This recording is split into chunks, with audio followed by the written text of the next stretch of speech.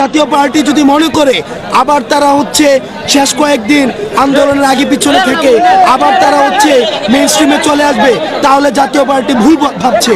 জাতীয় পার্টি আওয়ামী দূষর হিসেবে তারা ইতিহাসে হচ্ছে স্বীকৃত থাকবে। কাদের সাহেব বলেছেন অন্তর্বর্তী সরকার আওয়ামী লীগকে নিষিদ্ধ করতে পারেন না, এই ব্যাপারে আপনার মন্তব্য? দেখেন, আওয়ামী লীগকে নিষিদ্ধ হবে কি হবে না, পুনর্বাসিত হবে কি হবে না, সেই সিদ্ধান্ত 5 আগস্ট হয়ে গিয়েছে। অর্থাৎ একটি দলের প্রধান হাসিনা যখন পতন হয় এবং যখন পালিয়ে যায় এবং যেই দলের হাতে 2000 শহীদের রক্তের দাগ এখনো আছে, সেই দল আবার ক্ষমতায় আবার দেশে পুনর্বাসিত হবে কি হবে না, সেই সিদ্ধান্ত 5 আগস্ট হয়ে গিয়েছে। আমাদের এই শহীদের রক্তের বিচার না হওয়া পর্যন্ত, এই গুম খুন হত্যার বিচার না হওয়া পর্যন্ত আওয়ামী লীগের পুনর্বাসনের প্রশ্ন প্রাসঙ্গিক না। এখন যে প্রশ্নটি প্রাসঙ্গিক যে আওয়ামী লীগের আগে সুবিচার নিশ্চিত হতে হবে, এরপর অন্য আলাপ।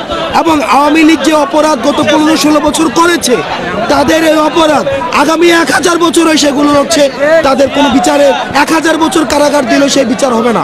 সুতরাং আগে হচ্ছে বিচার নিশ্চিত করতে হবে।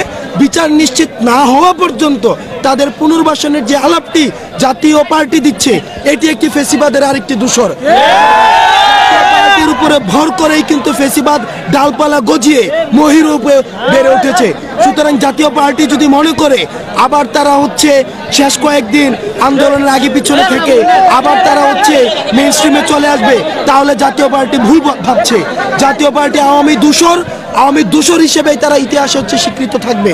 সুতরাং জাতীয় পার্টি কি বললো সেটি ছাত্র নাগরিক কোনো ধরনের তোয়াক্কা করে না। সাম্প্রতিক সময়ে ভারত যে গণমাধ্যমগুলো যেভাবে প্রপাগান্ডা ছড়াচ্ছে, এ বিষয়ে বাংলাদেশি গণমাধ্যমের ভূমিকা রয়েছে। আপনারা আমাদের বাংলাদেশি যে গণমাধ্যম রয়েছে, এই গণমাধ্যমের উচিত যে বাংলাদেশে যে আসলেই আমাদের যে সাম্প্রদায়িক সম্প্রীতি রয়েছে, কোনো ধরনের ক্ষুদ্র নৃগোষ্ঠী অথবা হিন্দু মুসলিম বৌদ্ধের আমাদের যে একটি সুন্দর সাম্প্রদায়িক সম্প্রীতিটি রয়েছে, এগুলো তুলে ধরা। তারই সাথে সাথে ভারত যে মিডিয়া প্রপাগান্ডা চালাচ্ছে, সেগুলোর বিরুদ্ধে কাউন্টার প্রপাগান্ডা সেল গঠন করে সেগুলোর বিরুদ্ধে আমাদের দেশের মিডিয়ারও সরব উপস্থিতি প্রয়োজন।